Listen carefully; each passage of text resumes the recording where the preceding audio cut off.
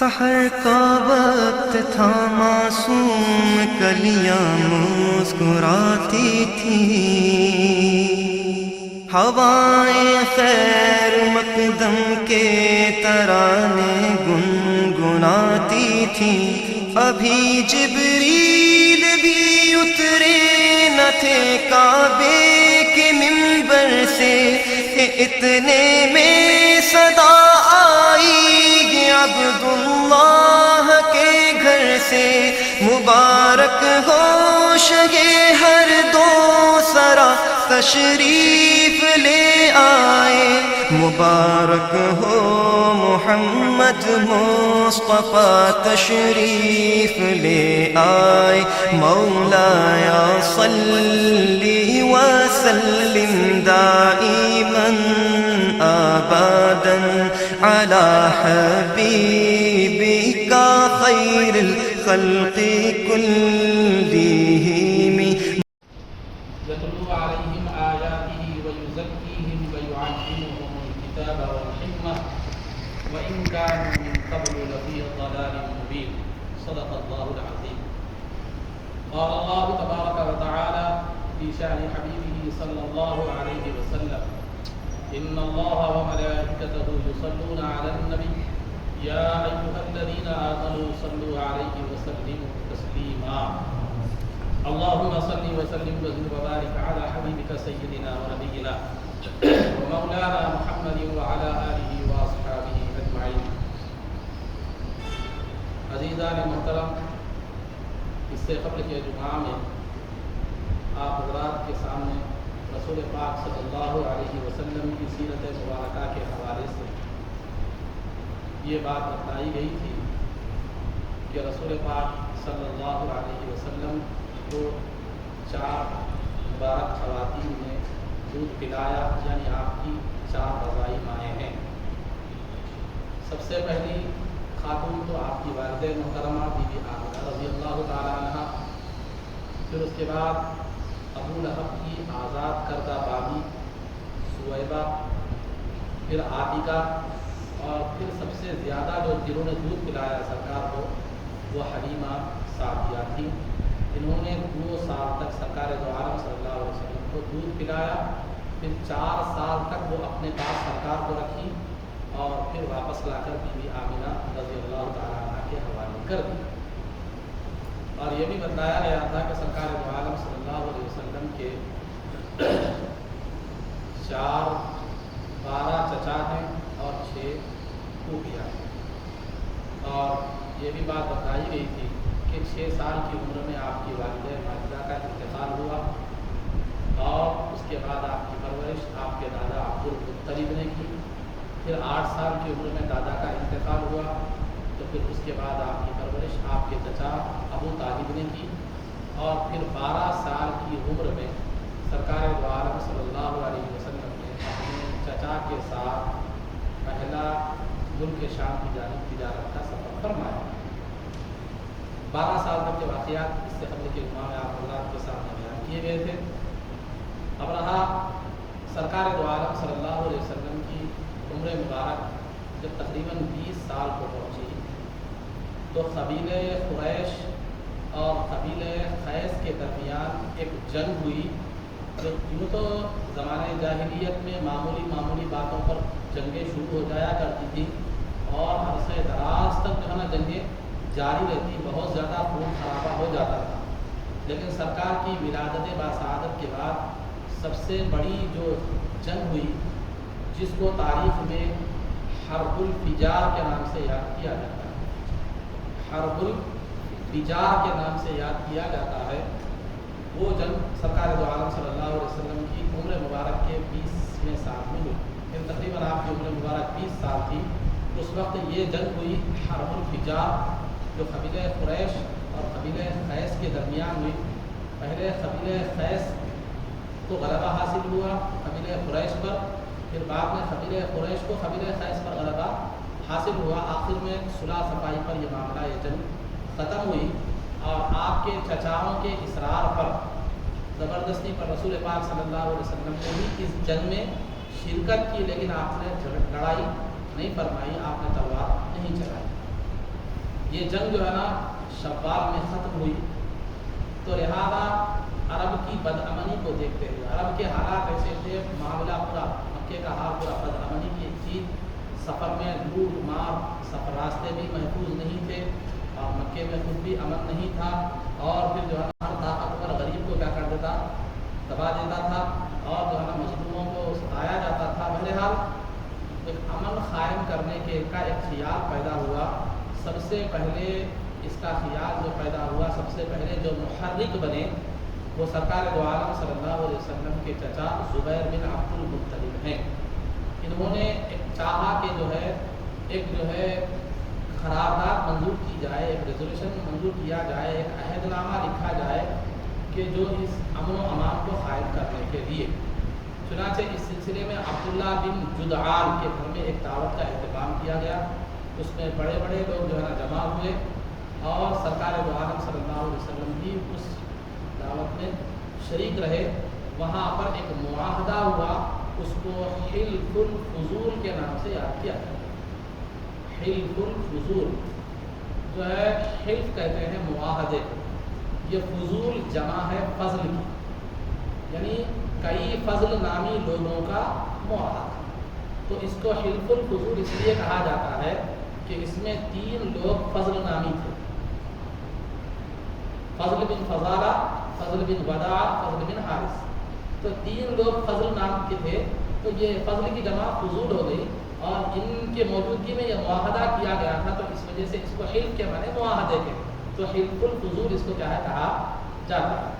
تو اس معاہدے میں سرکار دو عالم صلی اللہ علیہ وسلم بھی جو ہے نا تشریف فرما تھے، اور اس کے محرک، اس معاہدے کو شروعات کرنے والے سرکار کے چچا زبیر بن عبد المطلب تھے۔ تو بہرحال معاہدہ ہوا، معاہدے میں یہ طے پایا کہ راستے میں کوئی لوٹ مار نہیں کی جائے گی، مسافروں کو کے لیے راستے کو کیا کیا جائے گا، پرامن بنایا جائے گا، کوئی بھی طاقتور کوئی بھی کمزور پر ظلم نہیں کرے گا، اور کسی پر بھی کوئی ظلم نہیں ہوگا، امن و امان کو قائم کیا جائے گا، اور اگر کوئی ظلم کرتا ہے تو اسے مکے سے باہر کر دیا جائے گا۔ اس طرح یہ امن کے لیے یہ معاہدہ جو ہے طے پایا۔ سرکار دو عالم صلی اللہ علیہ وسلم اس معاہدے کے بعد فرمایا کرتے تھے کہ یہ معاہدے میں شریک ہونا میرے نزدیک 100 سرخ یعنی لال اونٹ، جو مہنگے اونٹ ہوتے تھے، ان لال اونٹوں سے بھی زیادہ جو ہے نا بہتر ہے۔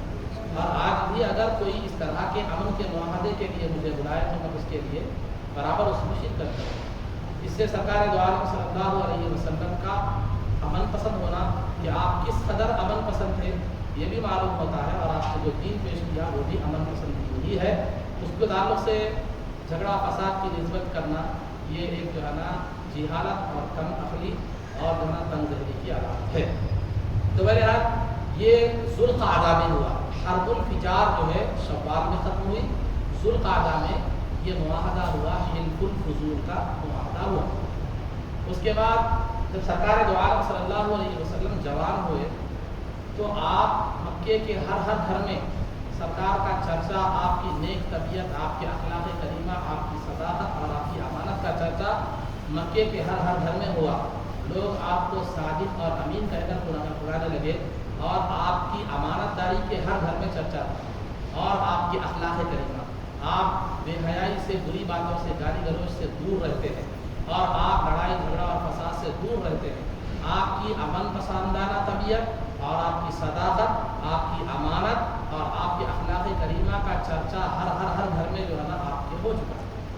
یوں تو سرکار دو عالم صلی اللہ علیہ وسلم نے اپنے ذریعہ معاش تجارت کو بنایا تھا، لیکن سرکار دو عالم صلی اللہ علیہ وسلم نے تجارت سے قبل بکریاں بھی آپ نے چروائی، بکریاں بھی آپ نے چروائی ہیں کچھ قیمت پر۔ اور سرکار نے خود فرمایا کہ جو ہے نا کوئی نبی، ہر نبی کو اللہ رب العزت نے بکریاں چرانے کا حکم دیا، ہر نبی بکریاں چرایا کرتا ہے۔ تو کیوں اللہ رب العزت نے انبیاء کو بکریاں چرانے کا حکم کیوں دیا؟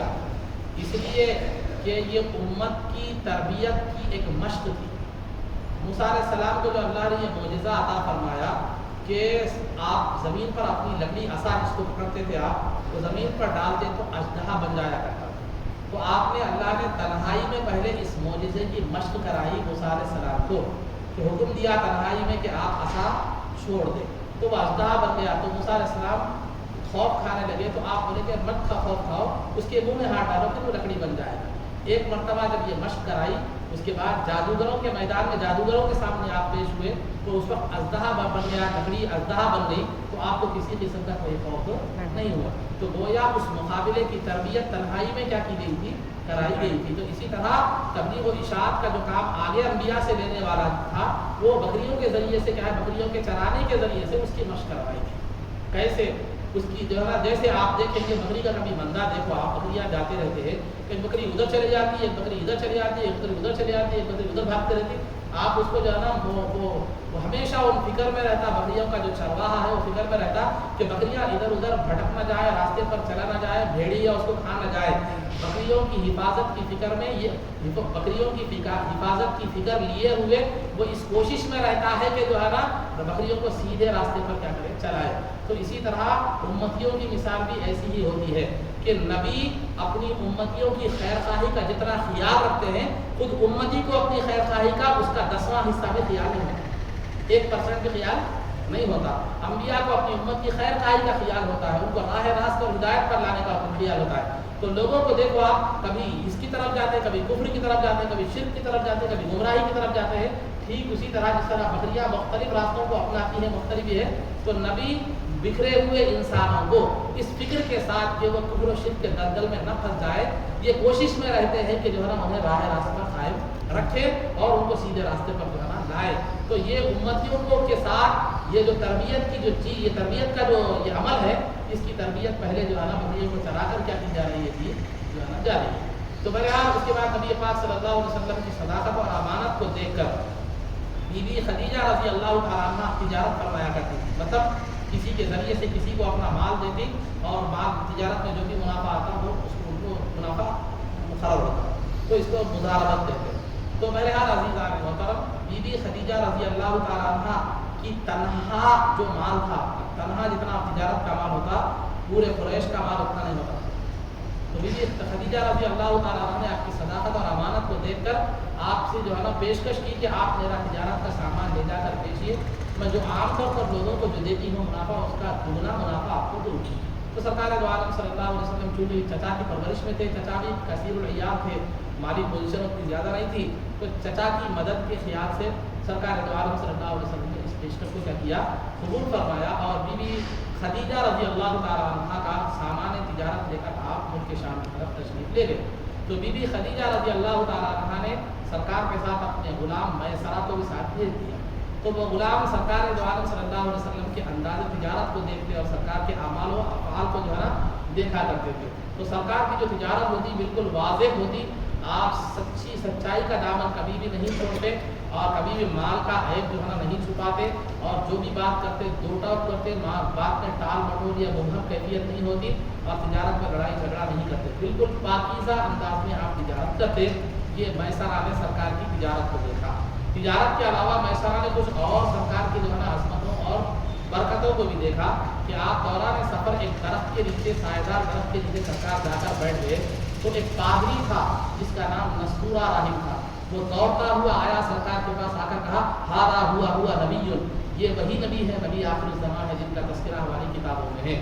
کیونکہ ہماری کتابوں میں ہے کہ اس درخت کے نیچے عیسیٰ علیہ السلام کے بعد جو ہے نا صرف یہی نبی بیٹھیں گے, لہٰذا یہ نبی آخر الزمان ہے اور یہ کتابوں میں ہماری علامت بتلائی گئی ہے. یہ بھی دیکھا انہوں نے, کون, میسرہ جو غلام تھے. اور دوسرا میسرہ نے یہ بھی مشاہدہ کیا کہ سرکار دو عالم صلی اللہ علیہ وسلم جب دھوپ میں چلتے یا دھوپ ہو جاتی تو آپ پر فرشتے سایہ کیا کرتے, فرشتے جو ہے نا سایہ جو ہے نا کیا کرتے تھے. اور دوسری بات جو ہے نا, جب سرکار دو عالم صلی اللہ علیہ وسلم تجارت سے واپس ہو رہے تھے تو دوپہر کا وقت رہا, تو بی بی خدیجہ رضی اللہ تعالیٰ عنہ اپنے بالا خانے سے, اپنے جو ہم کیا کرتے ہیں سامنے جو گھر کے اوپر جو ہوتا ہے وہ جو ہے نا اس پر ٹھہر کر آپ دیکھ رہی تھی کہ سرکار دو عالم صلی اللہ علیہ وسلم پر فرشتے کیا کیے تھے, سایہ کیے ہوئے تھے. تو اس تجارت میں بی بی خدیجہ رضی اللہ تعالیٰ عنہ کو بہت زیادہ فائدہ ہوا اور بہت زیادہ خیر و برکت اس تجارت میں ہوئی.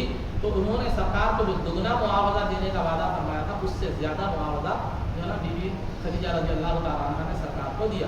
خود سرکار کی فضیلت اور عظمت کو وہ فرشتوں کا سایہ کرنے کے ذریعے سے دیکھ چکی تھی.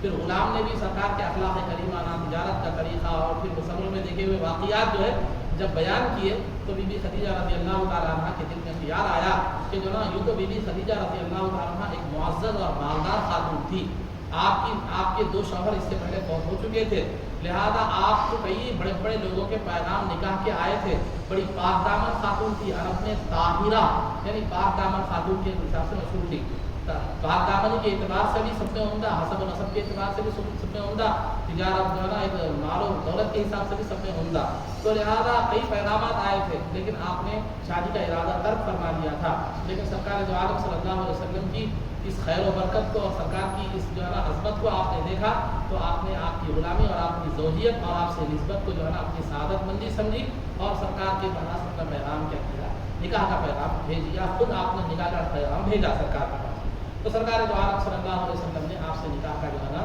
ارادہ فرمایا، بہرحال وقت مقررہ پر جو ہے نا آپ کا نکاح ہوا، بی بی خدیجہ رضی اللہ تعالیٰ عنہ کے گھر کو تشریف لے گئے، سرکار دو عالم صلی اللہ علیہ وسلم ابو طالب اور دیگر بڑے بڑے لوگوں کے ساتھ وہاں سرکار کا نکاح ہوا، مہر میں 500 درہم جو ہے نا مہر مقرر ہوا، بعض روایتوں میں 20 جوان اونٹ کی آتی ہے، تو بہرحال مہر مقرر ہوا، تو بی بی خدیجہ رضی اللہ تعالیٰ عنہ نے جو مہمان آئے ہوئے تھے نکاح کے لیے ان کو ایک گائے ذبح کر کے جو ہے نا آپ نے کھلایا، مہمان نوازی کی، ضیافت کی، یہ بیہقی کی روایت ہے، لیکن شیخ عبدالحق محدث رحمۃ اللہ علیہ نے مدارج النبوہ میں یہ بھی لکھا ہے کہ ایک اونٹ ذبح کیا آپ نے، تو بہرحال اس سے یہ بھی معلوم ہو 20 اونٹ جو دیے گئے تھے آپ کے مہر میں ان میں سے ایک اونٹ آپ نے ذبح کر کے دعوت کا اہتمام کیا، تو اس سے نکاح کی دعوت کا ثبوت بھی ہمیں کیا ہوتا ہے جو ہے نا ملتا ہے، تو لہٰذا آج جس کی شد و مت کے ساتھ رد کیا جو ہے نا جا رہا ہے، بلکہ یہ شد و مت کے ساتھ رد کرنا خلاف انصاف معلوم ہوتا ہے، کیونکہ یہ تو ایک عام بات ہے، نکاح کے موقع پر کھانا کھلانے کا ثبوت تو یہ بیہقی کی روایت سے بھی آپ کو مل گیا، دوسرا نکاح میں جو بھی آتے ہیں وہ مہمان ہوا کرتے ہیں، اور احادیث صحیحہ سے یہ بات معلوم ہے کہ مہمان کو ایک دن ایک رات اچھے سے اچھا کھلانا ہے، وہ اس کا جائزہ اور اس کا انعام ہے، 3 دن تک اسے اپنے استطاعت کے لحاظ سے کیا کرنا ہے، گھر میں جو عام طور پر پکتا ہے وہ کھلانا ہے، تو لہٰذا ایک ٹائم بھی نہیں کھلائیں گے تو پھر وہ کیا ہے، تو بہرحال یہ جو ہے ایک ٹائم نکاح میں جو ہوتا ہے عام طور پر ایک دن بھی نہیں ہوتا بلکہ ایک ٹائم ہوتا ہے، تو لہٰذا اس کو اچھے سے اچھے کھلانے کا کیا ہوتا ہے وہ وقت ہوتا ہے، تو بہرحال عزیزان محترم اس طرح کا ایک مخصوص ذہن بنا کر ایک مخصوص انداز میں یہ سوچے بغیر کہ روایات کیا کہتی ہے، احادیث کیا کہتی ہے، یہ سوچے بغیر اپنے مخصوص ذہن کو لاگو کرنا یہ ایک اہل علم کا جو ہے نا مزاج نہیں ہوتا، تو بہرحال انصاف کی نظر سے کیا کرنا چاہیے، ہر چیز کو دیکھنا چاہیے، ہاں یہ بات اپنی جگہ برحق ہے کہ آپ لڑکی والوں پر زبردستی مت کرو کہ ہم اتنے لوگوں کو دعوت میں شریک کریں گے، ہمیں اتنے قسم کے کھانے پکانا ہے، بلکہ وہ ان کی استطاعت اور طاقت پر چھوڑ دو،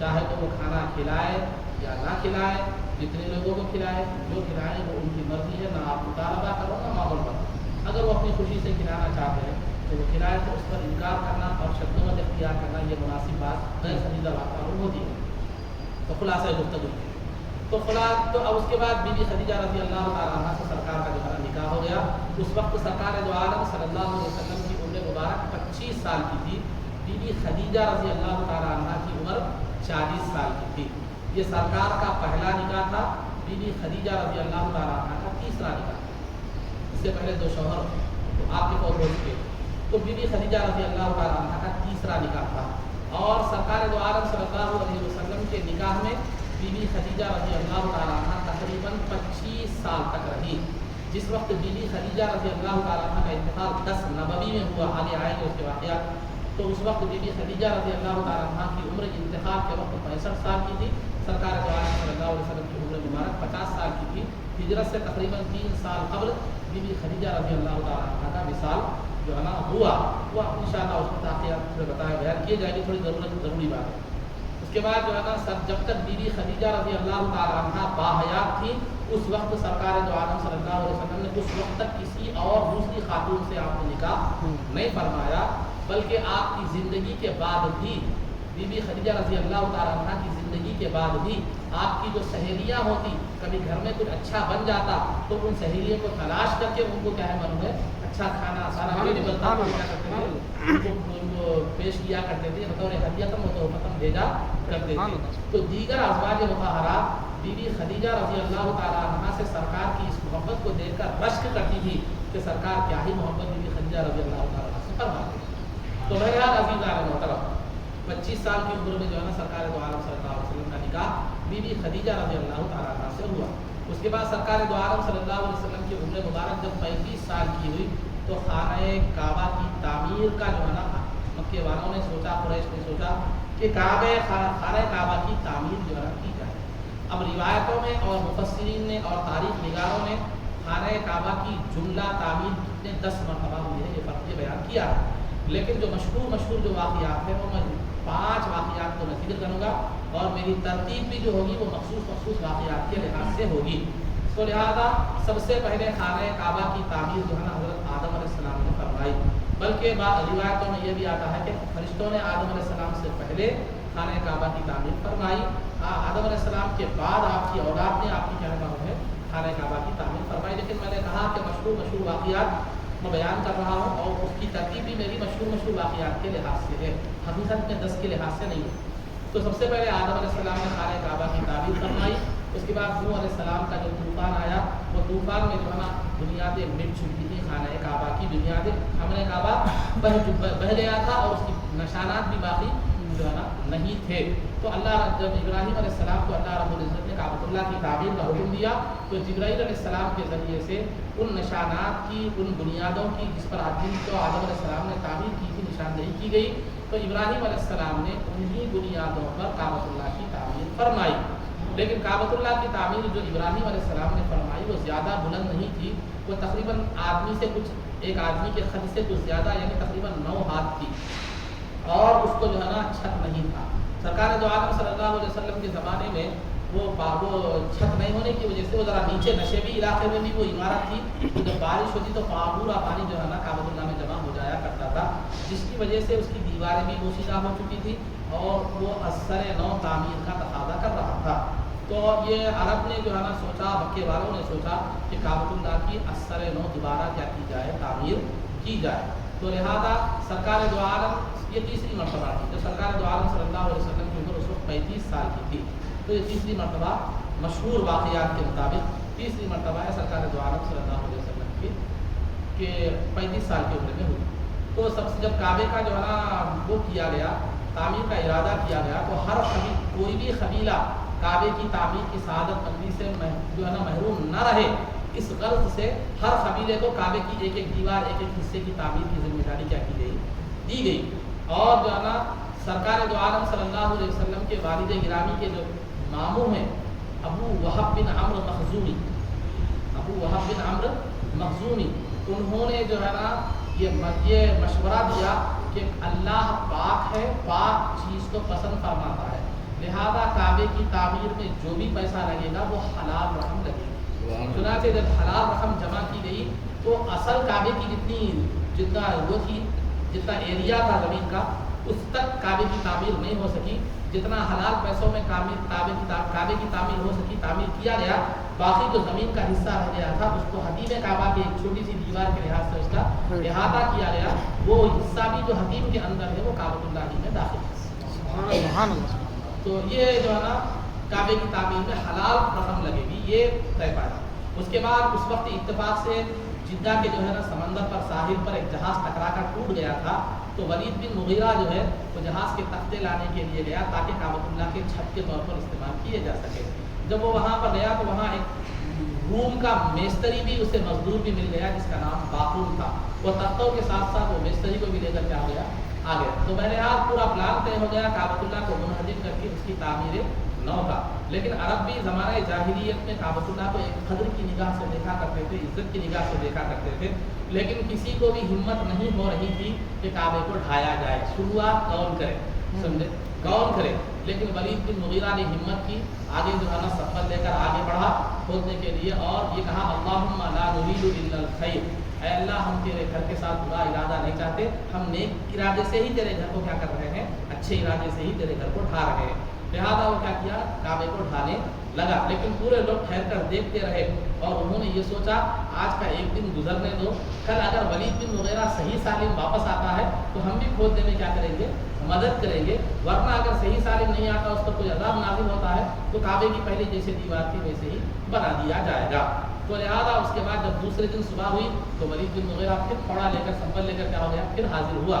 تو لوگوں نے دیکھا کہ یہ صحیح سلامت آ چکا ہے, لہٰذا اللہ کا منشا یہی ہے کہ کعبۃ اللہ کو کیا کیا جائے, آیا جائے, اس میں اللہ کی مرضی شامل ہے. اس کے بعد سب لوگوں نے ڈھانے میں کعبۃ اللہ کی مدد شروع کر دی, سب ڈھانے لگے. لیکن جو بنیاد ابراہیمی تھی وہ اس پر جو ہے نا جب ایک آدمی نے سبل چلایا تو فوراً زوردار دھماکے کی آواز آئی, تو وہ لوگ سمجھ گئے کہ اب اس سے آگے کھودنے کی اجازت نہیں ہے. اسی پر کعبے کی تعمیر ہو گئی. تعمیر ہونے کے بعد اب حجر اسود کو کعبۃ اللہ میں نصب کرنے اور گاڑنے کا مسئلہ پیدا ہوا. تو ہر قبیلے والا اس سعادت کو حاصل کرنا چاہتا تھا. اس میں اختلاف اتنا شدید ہو گیا کہ 4-5 دن گزر گئے, کوئی بھی بات طے نہیں پا رہی تھی, اور سب لوگوں نے تلواریں کھینچ لی تھی, اور ایک جنگ و جدال کی کیفیت کیا ہو گئی تھی, پیدا ہو گئی تھی. تو وہاں اس وقت کے عمر رسیدہ لوگوں میں سے ایک ابو امیہ بن مغیرہ مخزومی ایک تھے, ایک آدمی تھا, عمر رسیدہ تھا, بڑا آدمی. تو اس نے کہا کہ دیکھو ایک کام کرو, کل صبح میں جب سب سے پہلے جو حرم میں داخل ہوگا وہی فیصلہ کرے گا کہ حجر اسود کون, وہی فیصلہ کرے گا کہ حجر اسود کیا ہے, کون رکھے گا. لہذا جب سب سے پہلے صبح میں لوگ آئے تو سب سے پہلے وہاں سرکار دو عالم صلی اللہ علیہ وسلم کی ذات اقدس وہاں پر موجود تھی. جو ہی انہوں نے سرکار کو دیکھا تو بے ساختہ کہہ اٹھے کہ ھذا محمد الامین رضینا, ھذا محمد الامین رضینا, کہ یہ محمد امانت دار ہے, ہم ان سے راضی ہیں, صلی اللہ علیہ وسلم, ہم ان کے فیصلے سے راضی ہیں. تو لہٰذا سرکار نے ایک چادر منگوائی, اور چادر منگوا کر جو ہے نا آپ نے حجر اسود کو چادر میں رکھا. تمام قبیلے کے سرداروں سے کہا کہ ہر ایک ایک کونا پکڑ کر اٹھائے. جب چادر کو حجر اسود کے نصب کرنے کے مقام تک اٹھایا گیا تو سرکار نے اپنے دست مبارک سے حجر اسود کو جو ہے نا رکھا. اس طرح ایک بہت بڑی جنگ اور خون ریزی سے جو ہے نا حرم محفوظ ہو گئے. کعبے کی تعمیر تیسری مرتبہ مشہور جو ہے نا واقعات کے مطابق سرکار دو عالم صلی اللہ علیہ وسلم کی 35 سال کی عمر میں ہوئی. پھر اس کے بعد عبداللہ بن زبیر رضی اللہ تعالیٰ عنہ کے دور خلافت میں جو ہے نا یہ چوتھی مرتبہ کعبے کی تعمیر ہوئی. اور پھر حجاج بن یوسف, جس کو ظالم الامہ کہا جاتا ہے, جس نے تقریباً 1 لاکھ سے زائد مسلمانوں کو ناحق قتل کیا تھا, تو ظالم الامہ جس کو کہا جاتا ہے, اس کے زمانے میں کعبۃ اللہ کی تعمیر ہوئی, جو آج تک بھی جو ہے نا باقی ہے. اس کے بعد بھی خلیفہ ہارون رشید کے زمانے میں کعبے کی دوبارہ تعمیر کا جو ہے نا پیشکش کی گئی, تو امام مالک نے یہ فتویٰ جاری کر دیا, ایسے ہی کعبہ توڑ کر بنایا جاتا رہے گا, یہ بادشاہوں کے ہاتھ کا کھلونا بن جائے گا, لہذا اب اس کی اجازت نہیں ہے. تو لہذا آج حجاج بن یوسف کی جو تعمیر ہے وہی آج بھی جو ہے نا موجود ہے, اور قیامت تک انشاءاللہ رہے گی. اور قرب قیامت میں ایک حبشی غلام کیا کر دے گا, کعبے کو اٹھا دے گا. یہ کعبے کی مختصر جو ہے نا آپ کے سامنے رکھ. تو 5ویں مرتبہ جو مشہور واقعات کے مطابق حجاج بن یوسف کی تعمیر جو آج ہے. تو کعبے کی تعمیر سے فراغت حاصل ہونے کے بعد چونکہ کعبہ تو تعمیر ہو گیا, اب قوم کو, لوگوں کو کعبے والے کی طرف بلانا تھا, اب وہ ایک ذمہ داری عطا کرنا تھا. تو اللہ رب العزت نے سرکار دو عالم صلی اللہ علیہ وسلم کو نبوت کی ذمہ داری سونپنے سے پہلے, نبوت کی ذمہ داری 40 سال کی عمر میں آپ کو سونپی گئی. یعنی سرکار تو نبی اس وقت تھے جبکہ آدم علیہ السلام جو ہے نا پانی اور مٹی کے درمیان تھے. کنت نبیا و آدم بین الماء والطین, میں تو اس وقت نبی تھا جبکہ آدم مٹی اور پانی کے درمیان تھے. لیکن نبوت کی جو ذمہ داری, تبلیغ کی ذمہ داری, اعلان نبوت کی جو ذمہ داری تھی وہ 40 سال میں دی گئی. 35 سال کے بعد سرکار دو عالم صلی اللہ علیہ وسلم کو جو ہے نا ایک مبارک خواب, ایک عجیب عجیب چیزوں کا عجیب عجیب روشنی نظر آنے لگی, مبارک خواب نظر آنے لگے. اس کو ارحاس کہا جاتا ہے کہ نبوت سے پہلے جو ہے نا ایک غیر متوقع اور غیر معمولی جو کیفیات نظر آتی ہے اس کو ارحاس کہا جاتا ہے. تو عزیزان محترم, سرکار دو عالم صلی اللہ علیہ وسلم کو کبھی روشنی نظر آتی لیکن اس میں کوئی آواز وغیرہ نہیں ہوتی, اور آپ کو مبارک خواب دکھایا جاتے. احادیث میں آتا ہے کہ وَكَانَ لَا يَرَى رُؤْيًا إِلَّا جَاءَتْ مِثْلَ فَلَقِ الصُّبْحِ, کہ جو ہے وہ سرکار کو جو بھی خواب دیکھتے وہ صبح کی روشنی کی طرح واضح صبح میں پورا ہوتا ہوا نظر آتا تھا. جو بھی خواب دیکھتے سرکار کو جو ہے نظر آتا تھا. تو لہذا کیونکہ نبوت کا دور قریب آ رہا تھا تو نبی کے معنی نبعن, عربی میں ایک نبعن ایک لفظ ہے. نبعن کے معنی محتم بالشان, بڑی عظمت اور شان والی چیز کی خبر دینا. نبع ایک ہوتی ہے خبر, ایک ہوتی ہے نبع. خبر ہوتے ہیں عام خبر کو, پیپر کی نیوز کو بھی آپ خبر کہتے ہیں, لیکن نبع کہتے ہیں عربی میں قابل اہتمام, بہت محتم بالشان, عظیم الشان چیز کی, عظیم الشان جو خبر ہوتی ہے اس کو عربی میں کیا کہتے ہیں؟ نبأ کہتے ہیں. اور نبی کہتے ہیں محتم بالشان، عظیم شان رکھنے والی چیز کی خبر دینے والے کو نبی کہتے ہیں. غیب، ایسی غیب کی خبر جو اپنے اندر ایک شان رکھتی ہو، ایک عظمت رکھتی ہو، اس خبر دینے والے کو نبی کہتے ہیں. تو بہرحال غیب کی خبر دینے والے، غیب بولے تو غیب کی محتم بالشان چیزوں کی خبر دینے والے کو نبی کہتے ہیں. تو یہ سرکار کو جو ہے نا جو بھی جو ہے نا خواب دیکھتے تو وہ خواب پورا ہوتا ہوا دن میں نظر آتا. اس میں عربی میں دو الفاظ استعمال ہوئے ہیں. فلق الصبح، وہ صبح کی وہ خواب کیسا ہوتا؟ صبح کی روشنی جس طرح روشن اور واضح ہوتی ہے اسی طرح جو ہے نا وہ خواب واضح طور پر جو ہے نا نمودار ہوتا ہوا نظر آتا. جو خواب میں دیکھتے وہ حالات دوسرے دن جو ہے نا پیش آتے ہوئے واضح طور پر نظر جو ہے نا آتے. تو فلق الصبح کے الفاظ استعمال ہوئے ہیں. فلق کہتے ہیں صبح، فلق الصبح صبح کی روشنی کو، یعنی سورج نکلنے سے پہلے جو روشنی ہوتی ہے اس کو کیا کہتے ہیں؟ فلق الصبح کہتے ہیں. تو فلق الصبح کے الفاظ استعمال کر کے بتایا گیا، اشارہ دیا گیا کہ نبوت اور رسالت کا سورج طلوع ہونے والا ہے. یہ زمانہ، یہ جو زمانہ تھا خوابوں کا، یہ نبوت اور رسالت کے سورج کے طلوع ہونے سے پہلے، دنیا کے سورج کے طلوع ہونے سے پہلے جو صبح کی روشنی کا وقت ہوتا ہے وہ وقت ہے. یہ نبوت اور رسالت کے سورج کے طلوع ہونے سے پہلے کا یہ وقت ہے. تو بہرحال عزیزان محترم، تو یہ سرکار دو عالم صلی اللہ علیہ وسلم کی کو مبارک خواب دکھلائے جاتے. اس کے بعد آپ کی طبیعت میں جو ہے نا علیحدگی کو جو ہے نا ڈال دیا گیا. ثم حبب الیہ الخلاء، پھر سرکار علیحدگی کو پسند کرنے لگے، علیحدہ رہنا، مخلوق سے کنارہ کشی کو جو ہے نا پسند کرنے لگے. تو اس کے بعد چنانچہ اس کا یہ کنارہ کشی، تنہائی آپ کو محبوب بنا دی گئی، پسندیدہ بنا دی گئی. تو سرکار توشہ لے کر کیا کرتے جو ہے نا مکہ مکرمہ سے تقریباً 3 میل کے فاصلے پر جو پہاڑ ہے جس کو جبل نور کہا جاتا ہے، جس میں ایک غار ہے جس کو غار ہیرا کہا جاتا ہے، جس کی لمبائی تقریباً 4 گز اور چوڑائی تقریباً 2.25 گز ہے. تو وہاں پر سرکار دو عالم صلی اللہ علیہ وسلم وہ پہاڑ آج بھی دیکھیں گے تو بڑا مشکل دشوار گزار پہاڑ ہے، اور وہ غار ہیرا بھی کوئی کشادہ غار نہیں ہے. تو وہاں جا کر سرکار کیا کرتے تھے؟ عبادت میں مصروف رہتے. اب کیا عبادت میں مصروف رہتے، کیا عبادت کرتے؟ تو حنفیہ کا مضبوط اور مستند قول یہی ہے کہ اللہ کی طرف سے جو الہام کیا جاتا، جو آپ پر واضح کیا جاتا، جو کشف ہوتا، وہ عبادت، ذکر، فکر، تدبر جو اللہ کی طرف سے الہام کیا جاتا وہ آپ فرمایا کرتے تھے. جب توشہ لے جاتے تھے، توشہ ختم ہوتا تو جو ہے نا آپ کیا کرتے؟ اس میں بہت سے نکات بھی ہیں، میں تمام چیزیں چھوڑ رہا ہوں، صرف سیرت مختصر بیان کرنا میرا مقصود ہے، ورنہ اس میں بھی بہت سی چیزیں ہمارے لیے قابل درس ہیں. تو لیکن میں بہت سی چیزوں کو آپ تفصیل کرتے چلے جاؤں گا تو پھر رمضان تک درس چلے گا، یہ جو ہے نا ممکن نہیں ہے. تو لہٰذا میں مختصر سیرت بیان کر رہا ہوں، اسی لیے میں آپ کے سامنے بتا رہا ہوں. تو جب توشہ ختم ہو جاتا تو سرکار دو عالم صلی اللہ علیہ وسلم خود تشریف لاتے، توشہ لے جاتے. بیوی خدیجہ رضی اللہ تعالیٰ عنہ 3 میل کا فاصلہ طے کرتے ہوئے وہ دشوار گزار پہاڑ پر چڑھ کر آپ توشہ دے کر جو ہے چلی جاتی. تو بہرحال عزیزان محترم، یہ سلسلہ غار ہیرا کا جاری تھا کہ اچانک جو ہے نا ایک دن جبریل امین علیہ الصلوۃ والتسلیم تشریف لائے. تو اچانک تشریف لائے تو جبریل امین علیہ الصلوۃ والتسلیم ایک فرشتہ ہے اور سرکار ایک جو ہے نا بشر ہے، انسانی شکل میں ہے، انسانی شکل میں اللہ نے آپ کو بھیجا ہے. تو ایک بشر اور ایک فرشتہ، یہ 2 جداگانہ مخلوقیں ہیں. تو اچانک جبرائیل کا آنا، اگر آپ بیٹھے ہوئے ہیں اچانک کوئی جن یہاں پر ظاہر ہو جائے تو ظاہر سی بات ہے فطری طور پر آپ چمک جائیں گے یا تھوڑا سا مرعوب ہو جائیں گے. تو اچانک جبریل امین کا آنے سے سرکار دو عالم صلی اللہ علیہ وسلم کی طبیعت پر تھوڑا سا جو ہے نا ایک خوف، ایک روح کی ایک کیفیت جو ہے نا، ایک ہیبت کی کیفیت کیا ہو گئی جو ہے نا طاری ہو گئی کہ اچانک جو ہے نا ایک فرشتہ جو ہے نا آ گیا. تو لہٰذا آپ کو جبریل علیہ السلام آئے، آ کر کہے کہ اقرا، پڑھیے پڑھیے. تو سرکار نے فرمایا ما انا بقارئ، ما انا بقارئ.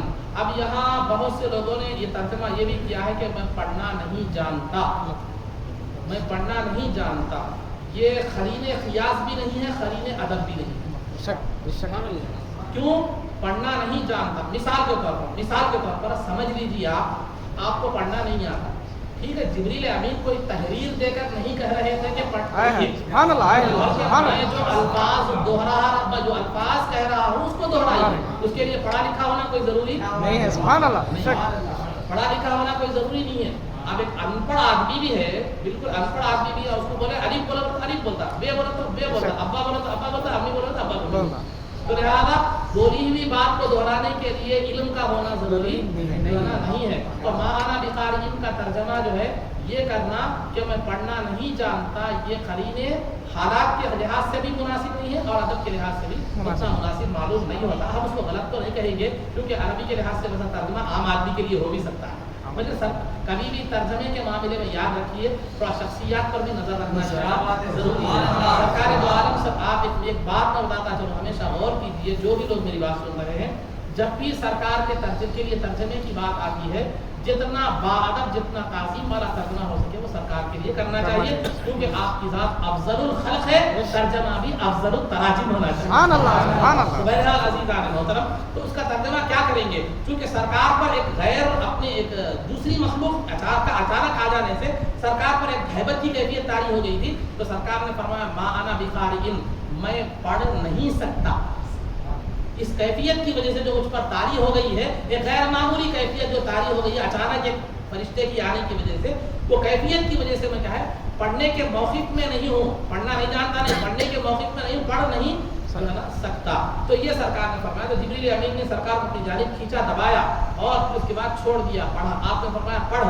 سرکار نے فرمایا ما انا بقارئ، میں پڑھ نہیں سکتا. 2 مرتبہ ہوگا. تیسری مرتبہ جبریل نے دبا کر چھوڑ دیا اور کہا کہ اقرأ بسم ربک الذی خلق، آپ پڑھیے اپنے اس پروردگار کے نام سے جس نے کیا کیا، ہر چیز کو پیدا فرمایا.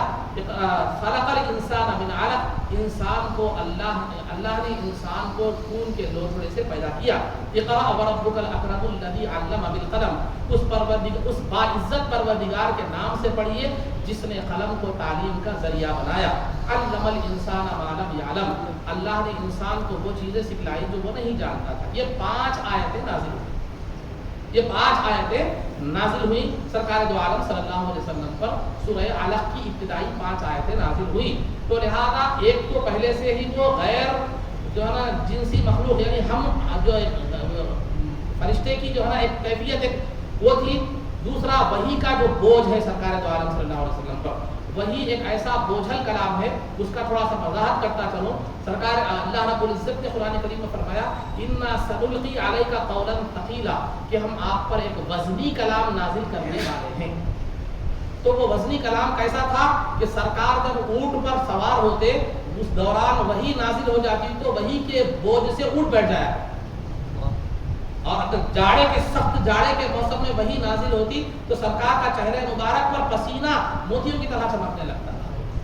ایک مرتبہ سرکار کی مانڈی مبارک زید رضی اللہ تعالیٰ عنہ کی مانڈی پر ہے تو اسی دوران وہی نازل ہوئی تو حضرت زید فرماتے ہیں کہ مجھے اتنا وزن محسوس ہوا کہ میری مانڈی چور چور ہو جائے گی، مجھے ایسا محسوس ہو.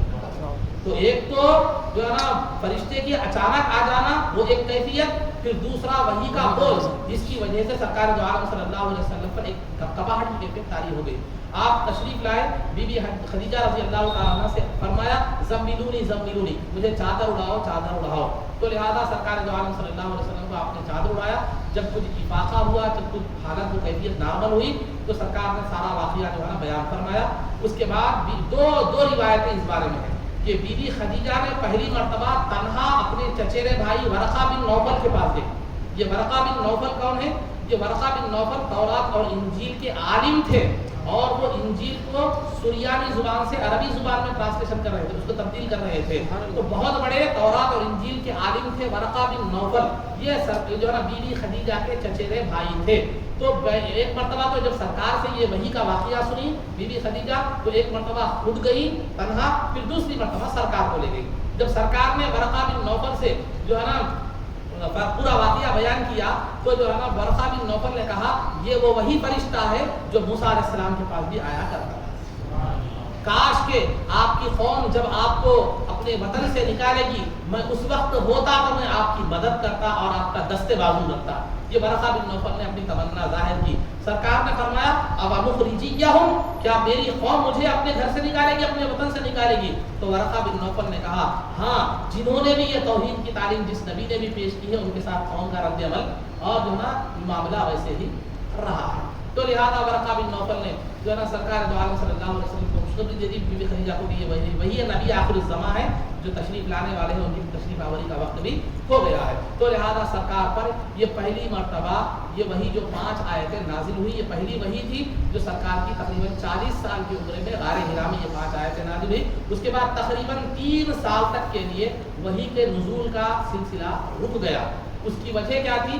ایک تو سابقہ جو وہی کا روب اور تھوڑا سا جو ہے نا روب تھا، وہ جلال تھا، وہ تھوڑا سا کم ہو جائے، اور دوسرا پھر وہی کے شوق اور طلب بھی کیا ہو جائے، پیدا ہو جائے. تو یہ دونوں چیزوں کے لیے کیا کہوں 3 سال تک رک گیا. تو سرکار دو عالم صلی اللہ علیہ وسلم کو وہی سے جو لذت حاصل ہوتی تھی، وہ لذت سے کبھی کبھار یہ دوران جو وہی کے رکنے کے دوران جو کبھی لذت سے کبھی سرکار اتنے بےتاب ہو جاتے کہ کبھی کبھار ایسا محسوس کرتے کہ پہاڑ پر جا کر اپنے آپ کو پہاڑ سے گرا دو. لیکن جو ہے نا جبریل امین فوراً آ کر کہتے کہ یا محمد انک رسول اللہ حق، کہ آپ یقیناً جو ہے نا اللہ کے برحق رسول برحق ہے. تو فوراً وہ ارادہ ترک ہو جاتا ہے یہ وہی کی تڑپ اور شوق میں. تو اس طرح 3 سال تک تقریباً جو ہے نا وہی کا سلسلہ رک گیا.